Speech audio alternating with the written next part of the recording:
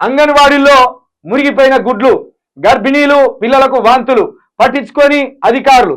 తెలంగాణలోని అంగన్వాడీ కేంద్రాల్లో మురిగిపోయిన గుడ్లను పంపిణీ చేయడం ఆందోళన కలిగిస్తుంది. శనివారం కోవరేలిలో అంగన్వాడీలో గర్భిణీలకు పంచిన గుడ్లు మురిగిపోయాయి. ఈ ఆదివారం కూడా అలాంటి ఘటనే చోటు చేసుకుంది. ఇంకో వీడికి వచ్చింది తెలంగాణ. బంగారు తెలంగాణ కాస్త పాడుబడ్డ తెలంగాణగా అయిపోయింది. బంగారు తెలంగాణ కాస్త స్కాముల తెలంగాణగా మారిపోయింది. బంగారు తెలంగాణ కాస్త దందాల తెలంగాణగా, రౌడీల తెలంగాణగా, రాక్షసుల తెలంగాణగా అయిపోయింది. బంగారు తెలంగాణ కాస్త మురికి తెలంగాణగా మారిపోయింది. బంగారు తెలంగాణ ఒక కళగా అన్నాం మనం. ఇంకో 20 సంవత్సరాలను, ఇంకో 30 సంవత్సరాలను బంగారు తెలంగాణ అంటే ఏంటిది? ఎలాంటి బాధలు లేని తెలంగాణ, సమస్యలు లేని తెలంగాణ.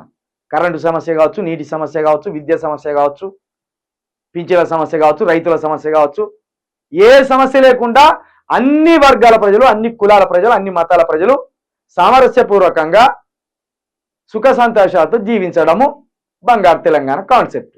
మరి వీళ్ళేంది?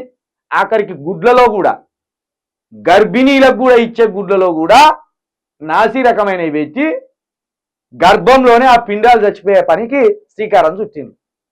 మరి దీంట్లో దోషులు ఎవరు? ప్రభుత్వమా, అధికారులా, ఎవరు తెలుసా అండి?